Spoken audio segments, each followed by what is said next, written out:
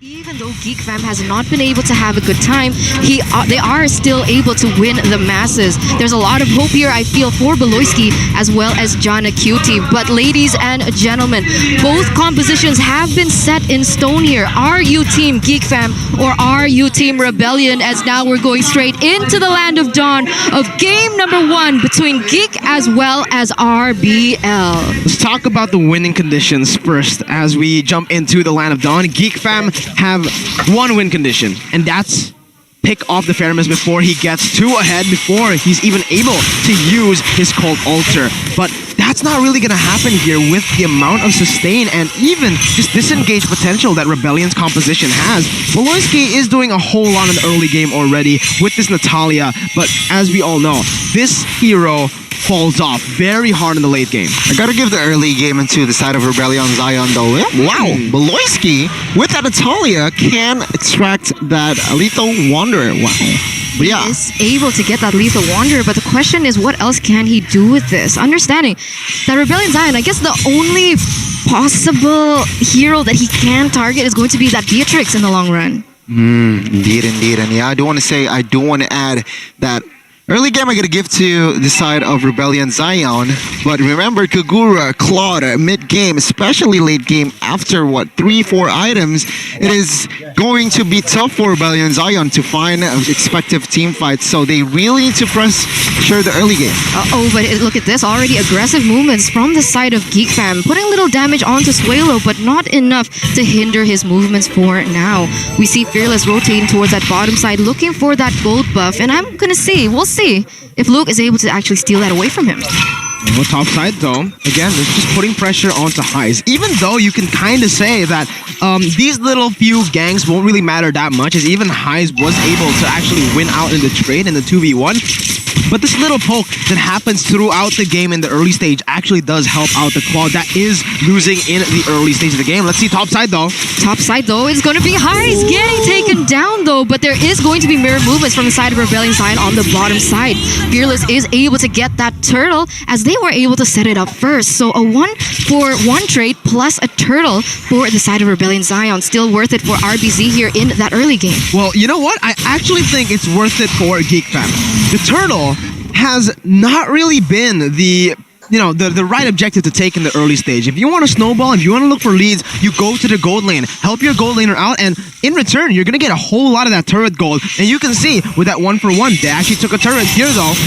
Val is going to be the center of all the attention from the side of Geek Fam. He is going to be taken down though, and now Elzura already opening up the map, but Fearless is able to find him first. A very slow tempo game here for the early game. Sure, it is a total with 3 kill points, but it seems like the rotations from Zadif Geek Fam as well as Rebellion Zion, they do not seek for that team fight, big team fight for that turtle. They look for mirror plays, and it seems like they want to play it safe. Geek Fam, they want to farm the Claude. Meanwhile, for Rebellion Zion, they are playing more of the map control. We have to see here which playstyle will pay off.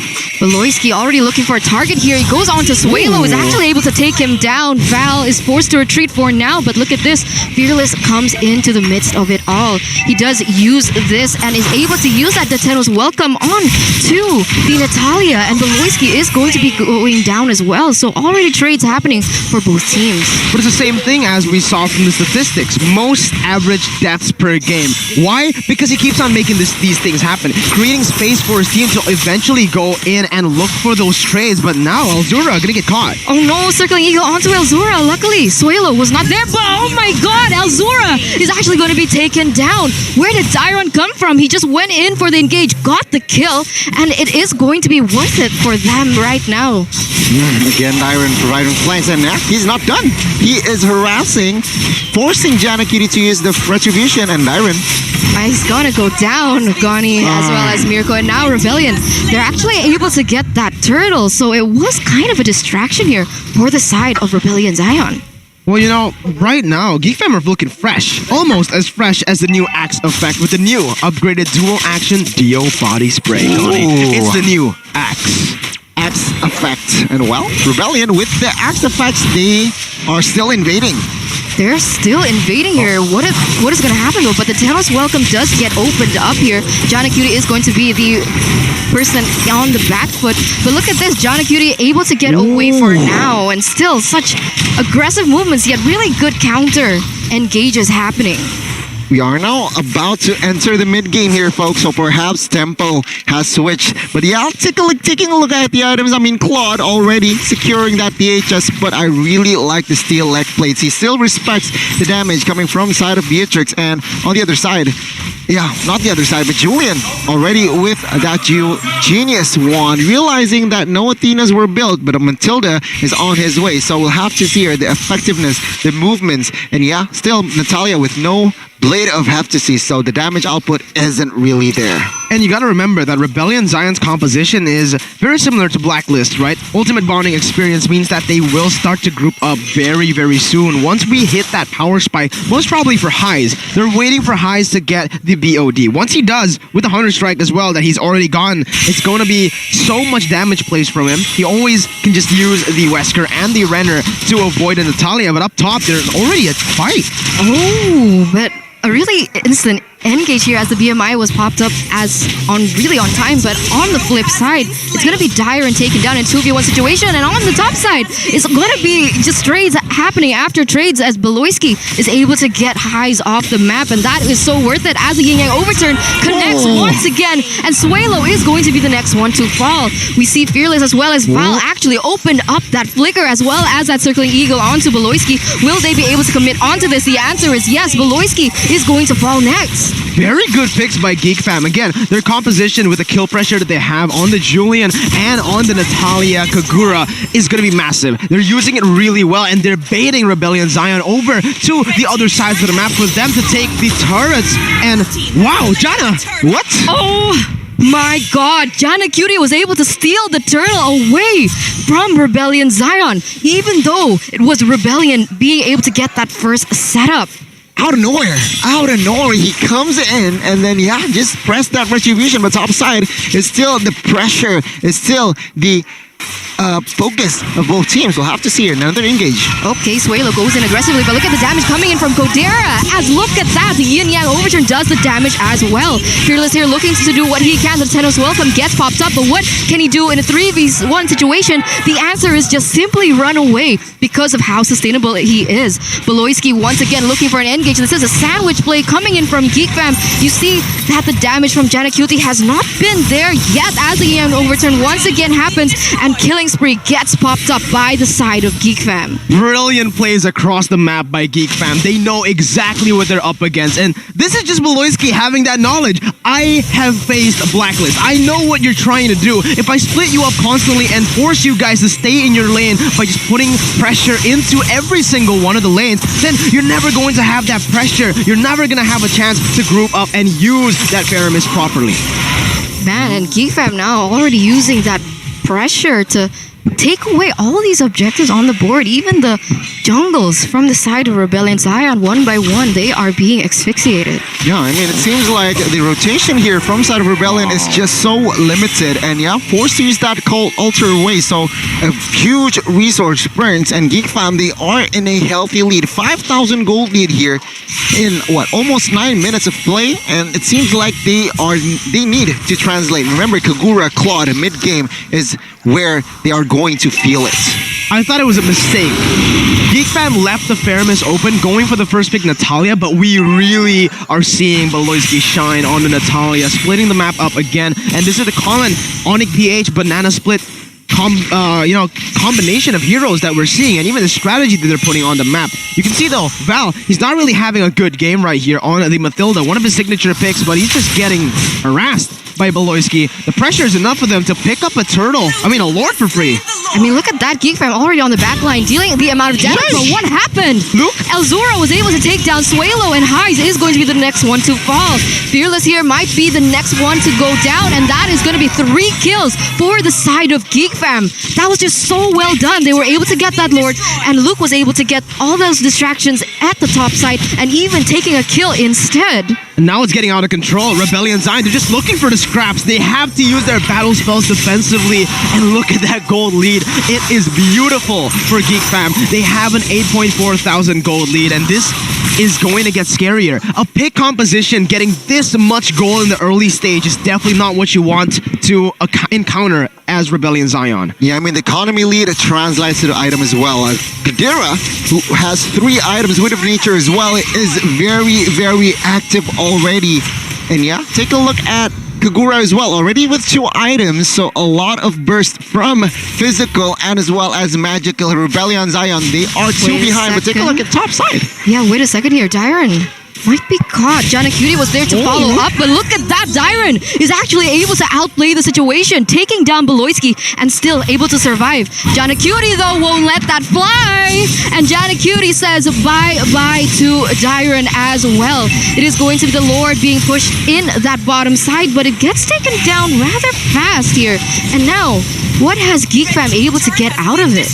With the First Lord, this is actually still very valuable. If you are able to push your opponents all the way to just your base turrets, then it is still a very worth it First Lord. However, this can be a problem from Geek Fam. You don't really see a lot of siege potential. You see a whole lot of damage though, Gani. Yeah, I mean, 5 members, all members from Geek Fam is sitting at top 5. Damage dealt by Axe here, so it's, yeah, it's so evident that the impact, the rotation, the game plan from Geek Fam is working very well. Initially, I thought in the early game, Rebellion Zion could have the control, but man, boy was I wrong. Now mid-game, it is the game for Claude and as well as Kagura. Falling Star Moon lands onto Val as well as Fearless, but nothing too much fancy. But wait a minute, Alzura goes in with the Yin Yang Overturn, but luckily there is the Flicker to help him out. The Cult Altar also gets popped up, and Jana Cutie running away for his life, but look at the commitment coming in from Suelo. He goes in with the Flicker, is able to get out, but Jana Cutie gets the outplay onto Dyron. Tyron is actually going to be the one to fall. 3 members already taken down from the side of Rebellion Zion, and once again, Geek Fam come out on top. Jana QT, my goodness.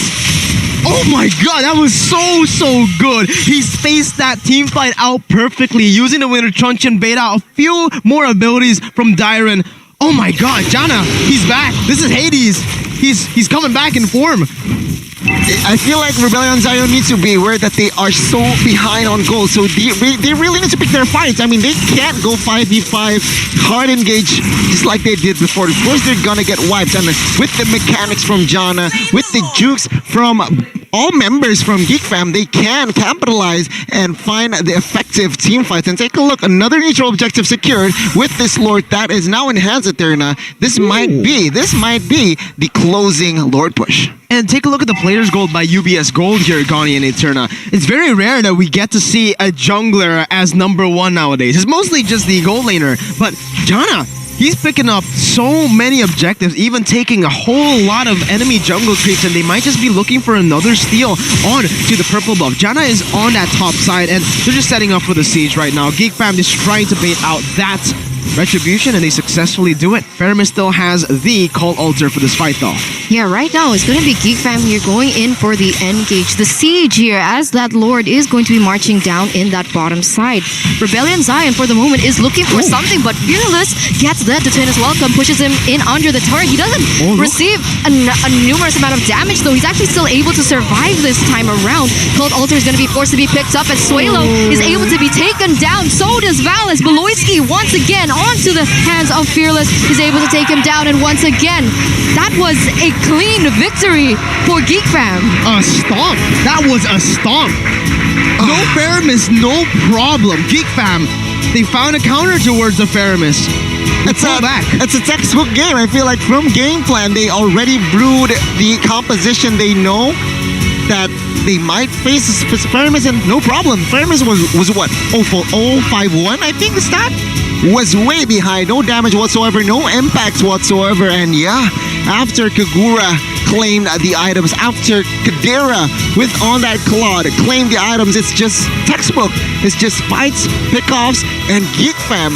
Game #1, a clean victory, rather easily. Yeah, Kadira might be MVP.